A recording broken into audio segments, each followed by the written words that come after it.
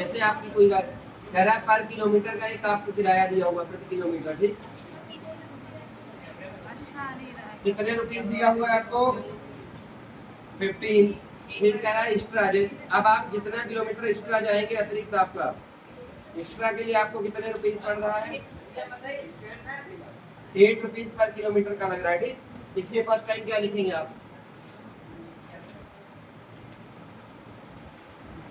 प्रथम किलोमीटर का किराया,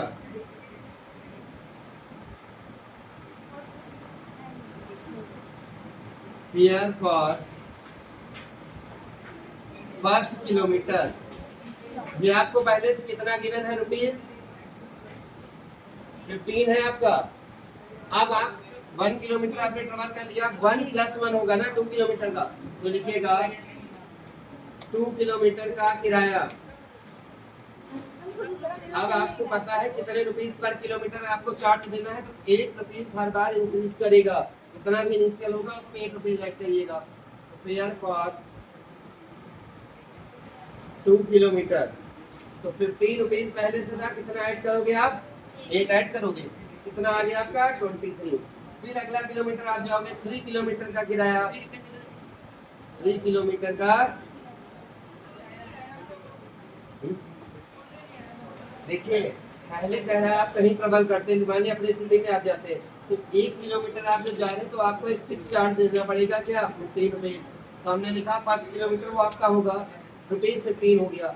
आप कह रहे हैं जितना आप एडिशनल जाएंगे जितने किलोमीटर उतने किलोमीटर में पर किलोमीटर के लिए आपको रुपीस 8 फिक्स है। जैसे आप 2 किलोमीटर जा रहे हैं तो 15 का सीट, फिर आप 3 किलोमीटर के लिए जा रहे हैं तो 15 और 8 कितना हो गया 23 + 8। 4 किलोमीटर आप जा रहे हैं तो 31 + 8। ऐसे आपको हर बार एडिशनल चार्ज 8 रुपीस देना पड़ेगा। तो आप 23 रुपीस दे चुके हो 2 किलोमीटर का, 8 किलोमीटर में आप कितने रुपीस दोगे बताइए, सही है आपका। 5 किलोमीटर में 15 रुपीस दिया। अब आप 1 किलोमीटर एक्स्ट्रा जा रहे हो, ठीक।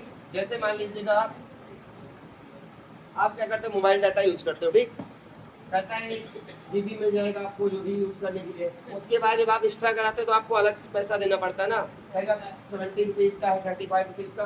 तो एक्स्ट्रा चार्ज क्या है 1 किलोमीटर का तो फिक्स वाला सभी को देना है। अब जो एडिशनल जाएगा तो 2 किलोमीटर में 8 रुपीस उसको देना पड़ेगा। अब आपका क्या हो गया 2 किलोमीटर का 28 रुपीस दे दिया, फिर उसको 1 किलोमीटर और आगे कुछ करना है बस, तो फिर 8 ऐड करेगा 31 हो गया आपका। तो ये क्या हो जाएगा फेयर फॉर 3 किलोमीटर। अब जरा इससे सीरीज बनाइए, तो 15 हो गया आपका, फिर क्या है आपका 23, फिर क्या है डैश कर दीजिए। अब देखिए ये वाला टर्म हमने क्या बताया था, फर्स्ट टर्म होगा आपका a बराबर क्या हो गया आपका 15। आप कह रहा है ये जो स्टेटमेंट था ये पूरा आपका वर्ड प्रॉब्लम था, इसको चेक करना था ये AP में कंडीशन है या नहीं है। तो ये आपका D क्या होगा A2 - A1, सेकेंड टर्म से फर्स्ट टर्म माइनस करिए, तो A2 से आप A1 माइनस करिए। 23 से 15 माइनस किया कितना आ गया आपका रुपीस 8। अब आप एक बार फिर से चेक करिए, थर्ड टर्म से आप सेकंड माइनस करिए, तो D इक्वल क्या आ जाएगा आपका A3 - A2, तो D बराबर आपका 31 - 23, D बराबर क्या हो गया 8। आपने देखा फर्स्ट टाइम भी कॉमन डिफरेंस 8 है, सर्वांतर आपका 8 है, सेकंड टाइम पर भी कॉमन डिफरेंस सर्वांतर आपका 8 है।